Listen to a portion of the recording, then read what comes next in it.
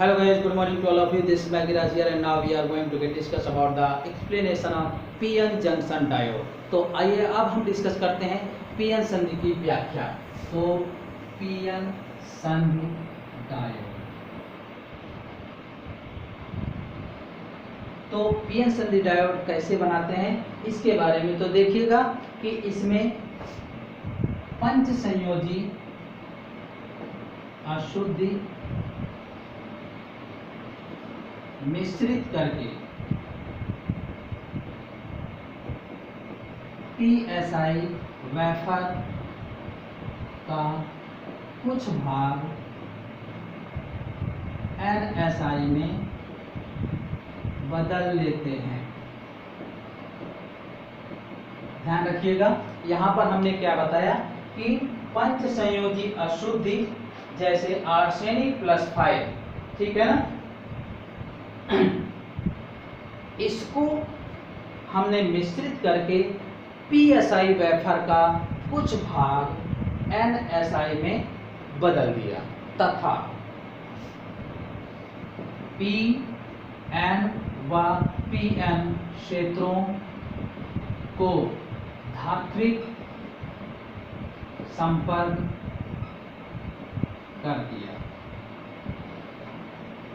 ये मुख्यतः स्टार्टिंग के पॉइंट्स है। ध्यान रखिएगा, हमने क्या किया कि PN संधि डायोड निर्माण के लिए पंच संयोजी अशुद्धि मिला करके हमने PSI वेफर या पटलिका का कुछ भाग NSI पटलिका में परिवर्तित कर दिया और पंच संयोजी अशुद्धि मिश्रित करके P तथा N एवं P व N क्षेत्रों के धात्विक संपर्कों से जोड़ दिया। ठीक है ना। तो इसमें क्या होता है कि दो मुख्य क्रियाएं होती हैं प्रारंभ में, दो प्रमुख क्रियाएं,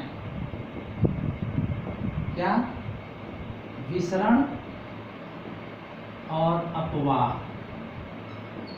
अब ये कैसे होगा इसके लिए देखते हैं। तो ये है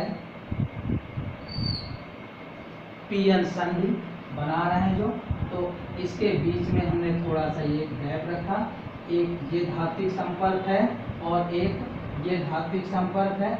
इस रीजन को हमने P और यहाँ N माना। P क्षेत्र में होलों की अधिकता होती है और N क्षेत्र में इलेक्ट्रॉनों की अधिकता होती है।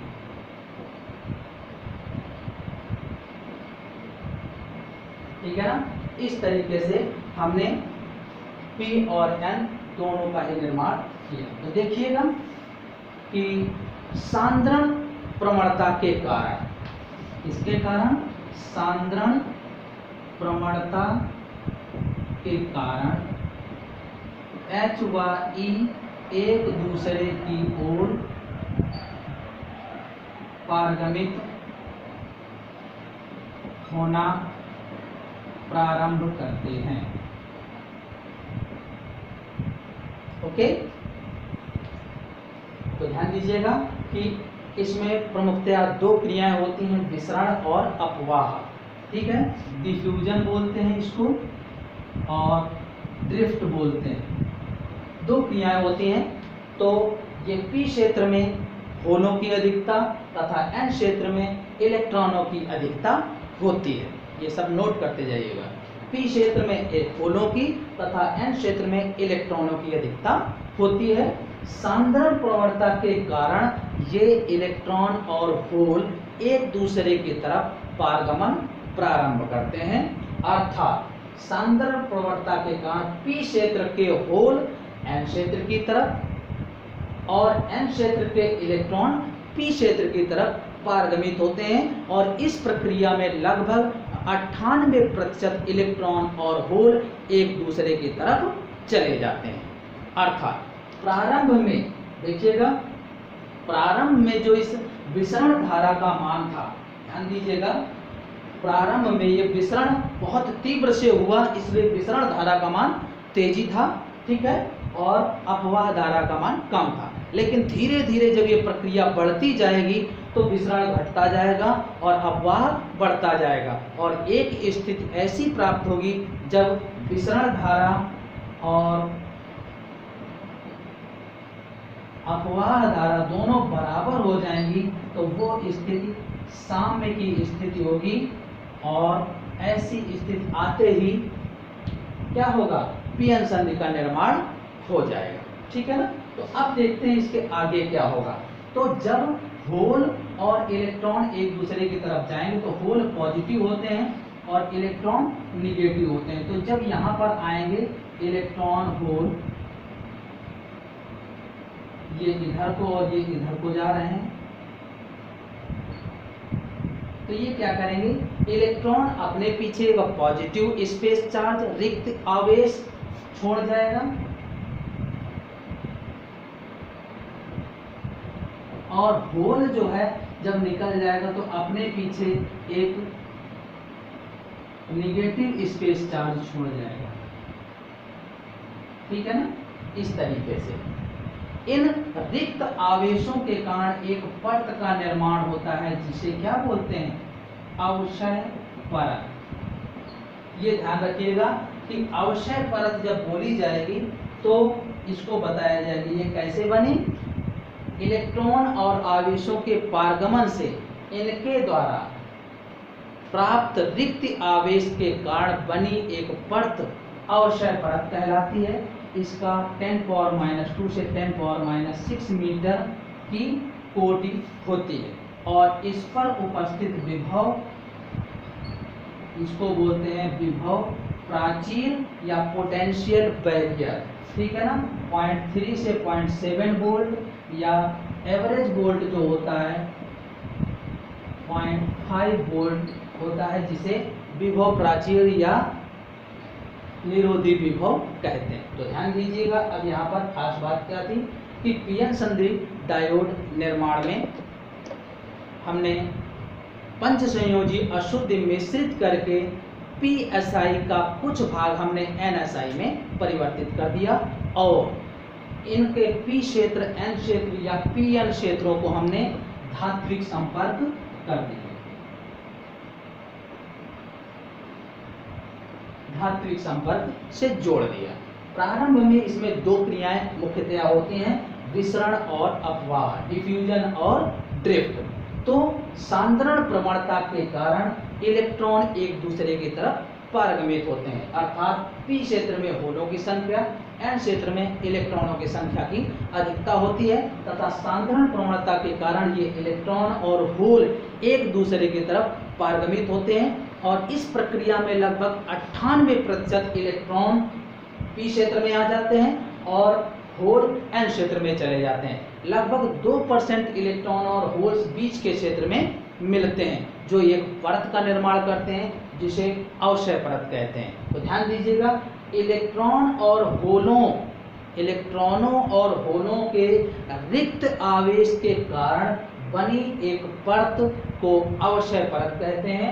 इसे 10⁻² और 10⁻6 तक के ऑर्डर की होती है। यानी इलेक्ट्रॉन जब पारगमित होता है तो अपने पीछे पॉजिटिव स्पेस चार्ज धनात्मक रिक्त आवेश छोड़ता है और होल जब जाता है तो अपने पीछे निगेटिव रिक्त आवेश छोड़ता है। तो इन धनात्मक और ऋणात्मक रिक्त आवेशों के कारण बनी परत को अवक्षय परत कहते हैं। इसकी कोटि यह होती है 10⁻² से 10⁻6 और इस अवक्षय परत में प्राप्त विभव को विभव प्राचीर या निरोधी विभव या विरोधी विभव कहते हैं। इसकी ऑर्डर 0.3 से 0.7 वोल्ट की होती है और यह औसत मान 0.5 वोल्ट होता है।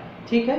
आगे देखिएगा, प्रारंभ में विसरण धारा का मान ज़्यादा होता है, अपवाह धारा कम होती है, लेकिन धीरे धीरे जैसे प्रक्रिया पूर्ण होती है विसरण धारा घटती जाती है और अपवाह धारा बढ़ती जाती है और एक स्थिति ऐसी आती है कि जब दोनों ही धाराएं विसरण और अपवाह धाराएं परस्पर बराबर हो जाती हैं तो साम्य की स्थिति आती है और पीएन संधि डायोड का निर्माण हो जाता है। तो देखिएगा यहाँ पर जो विभव प्राचीर की स्थिति है इसका अगर हम संकेत देखें तो इस तरीके से बनेगा, ये P है और ये N है। ठीक है ना। ध्यान दीजिएगा और बीच की जो परत है वो P क्षेत्र का ये स्पेस चार्ज और ये N क्षेत्र का स्पेस चार्ज ये थी अवक्षय परत, जिसे हम W बोलते हैं।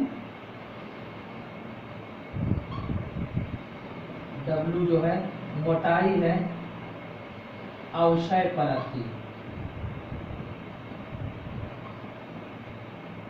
ठीक है ना। और यहाँ का जो वोल्टेज होता है उसके लिए हम इस तरीके से, ये होता है V0, जिसे निरोधी विभव या विरोधी विभव या विभव प्राचीर कहते हैं, ठीक है ना। और संकेत हो जाएगा इसका पीएन संधि डायोड का संकेत होगा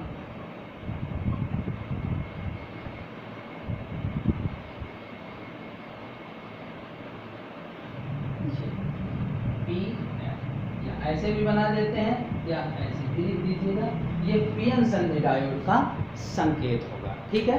तो इस प्रकार से हमने पीएन संधि डायोड की व्याख्या की।